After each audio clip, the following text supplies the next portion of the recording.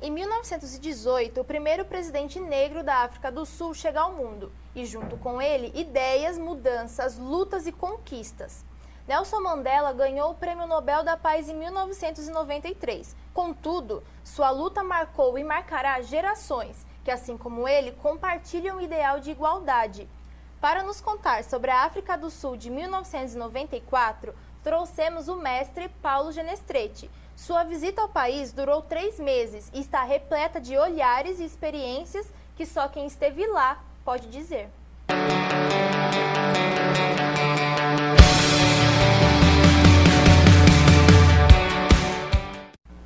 Paulo, muito obrigada por ter estado o convite para vir aqui. Eu que agradeço a oportunidade.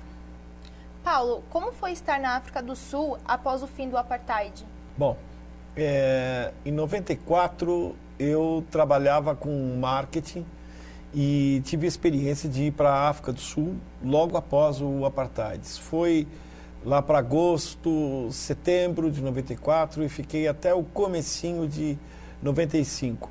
Então eu peguei um período da África do Sul em que, embora o apartheid já tivesse terminado, ainda era uma coisa extremamente recente.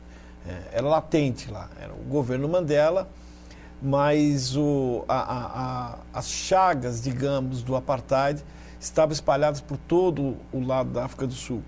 Foi uma experiência impressionante para mim. Eu nunca tive num país, já viajei a alguns lugares, mas nunca tive num país em que eu tivesse experimentado uma sensação de dicotomia tão grande como eu acabei experimentando lá na África do Sul.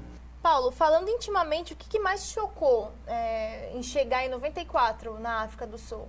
O que você pode tirar disso como experiência? Eu me senti como um imperialista. Na verdade, talvez eu tenha sentido uma experiência de como se eu tivesse voltado a um período de Idade Média, em que houvesse nobreza, houvesse uma série de condições em que as pessoas não eram tratadas, ou pelo menos não se comportavam como funcionários. Extrapolava uma relação de subordinação por você ser funcionário. Era uma subordinação aceita por parte de todos eles, e era uma coisa de estamento, era uma coisa que a sociedade ainda conservava esse tipo de coisa. O branco não anda a pé aqui, o branco anda de carro, e quem anda a pé são os negros.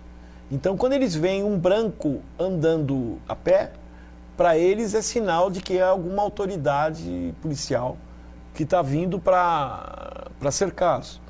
Então, eu falei, mas nossa, era uma quantidade até enorme de pessoas. Ele falou, isso não importa aqui. E eu fui experimentando em várias situações. Posso dizer para você, por exemplo, que o bem mais caro para os negros ali, naquele momento, era sapato. O sapato para eles era exatamente aquilo que representa o carro para nós. Tanto porque que eles não tinham. Não tinham. Eles estavam, inclusive, num posicionamento econômico totalmente diferente. Eles tinham já feito umas primeiras experiências de vender a prazo. Porque sapato não é que era muito caro, era caro para o salário deles. Então, eles venderam a prazo.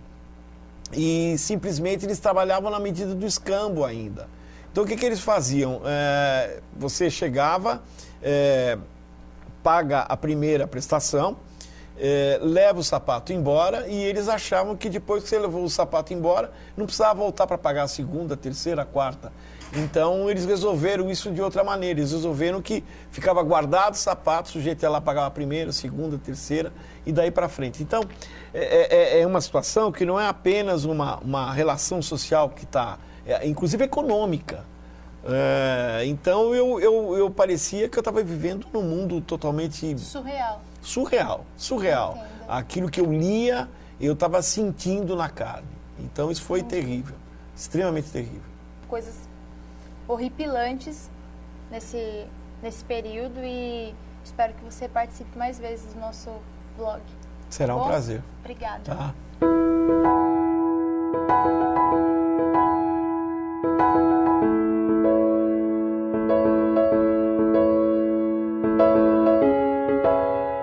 Tchau.